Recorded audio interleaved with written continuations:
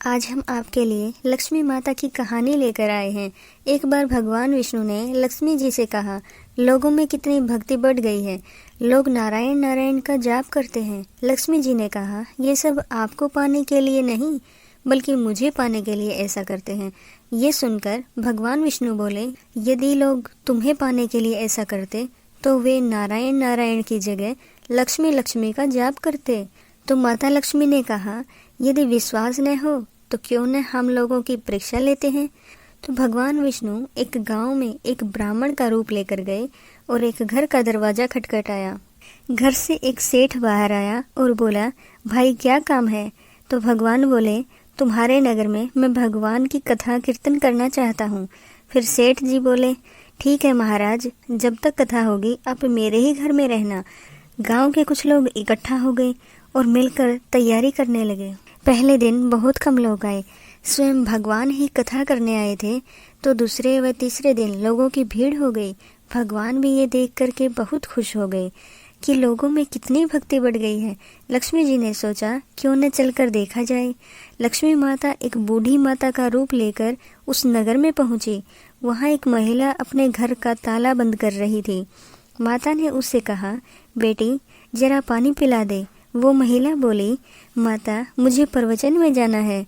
माता लक्ष्मी ने कहा, बेटी थोड़ा पानी पिला दे, बहुत प्यास लगी है। वो महिला जाकर एक लोटा पानी ले आई। माता ने पानी पिया और लोटा वापस लौटाया तो वह सोने का हो गया।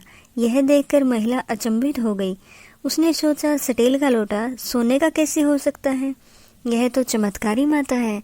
अब वो महिला हाथ जोड़कर कहने लगी, माताजी आपको तो भूख भी लगी होगी, खाना खा लीजिए।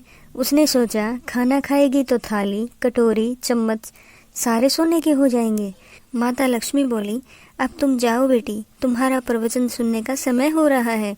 वो महिला फिर प्रवचन सुनने चली गई। फिर वहां जाकर उसने आसपास की सभी औरतों को यह बात बताई। अगले दिन वहां लोगों की संख्या कम हो गई। भगवान ने पूछा, लोगों की संख्या कम कैसे हो रही है। किसी ने कहा, एक चमत्कारी माता आई है, वो जिसके घर दूध पीती है गिलास सोने का हो जाता है। जिस थाली में रोटी सब्जी खाती है तो वो थाली भी सोने की हो जाती है। इसलिए लोग प्रवचन में नहीं आते। भगवान नारायण समझ गए कि लक्ष्मी जी का आगमन हो चुका है। ये बात सुनते ही जिस सेठ ने कथा का आयोजन किया था वे भी उठकर वहां से खिसक गए और माता लक्ष्मी के पास जाकर बोले, मैं तो भगवान की कथा का आयोजन कर रहा था और आपने मेरे ही घर को छोड़ दिया।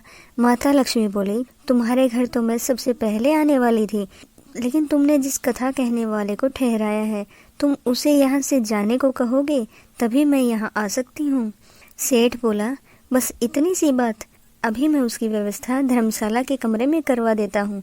जैसे ही भगवान कथा करके सेठ जी के घर आए तो सेठ जी ने कहा, मैंने आपकी सारी व्यवस्था धर्मशाला में कर दी है। तो वो बोले, अभी तो 2-3 दिन बचे हैं कथा कहने के, मुझे यहीं रहने दो। नहीं नहीं, आप यहाँ से जल्दी जाओ, मुझे और कुछ नहीं सुनना, मुझे यहाँ किसी और मेहमान को ठहराना है। इतने में माता लक्ष्मी आई और सेठ जी को कहने लगी, आप थोड़ा बाहर चले जाइए, मैं इनसे बात करती हूँ। माता लक्ष्मी जी भगवान विष्णु से बोली, हे प्रभु अब तो मान गई ना। भगवान नारायण बोले, हाँ लक्ष्मी, तुम्हारा प्रभाव तो है, लेकिन एक बात तुम्हें भी माननी पड़ेगी। तुम यहाँ पर तभी आई जब संत के रूप में मैं आया। संत जहाँ कथा करेंगे वहाँ लक्ष्मी का वास होगा। भगवान नारायण ने वैकुंठ के लिए विदाई ले ली। अब प्रभु के जाने के बाद सेठ जी के घर पर सभी गांव वालों की भीड़ हो गई। सभी चाहते थे कि वो माता जी सभी के घर आए। लक्ष्मी जी ने सेठ और बाकी गांव वालों को कहा, अब मैं भी यहाँ से जा रही हूँ। सभी को हैरानी हुई। माता ने कहा, मैं वहीं रहती हूँ जहाँ भगवान नारायण का वास होता है, आपने तो उन्हें यहाँ से निकाल दिया, फिर मैं यहाँ कैसे रह सकती हूँ। यह कहकर वो भी वहाँ से चली गई।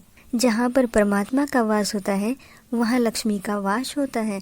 केवल माता लक्ष्मी के पीछे भागने वालों को माया नहीं मिलती। जय श्री हरि नारायण।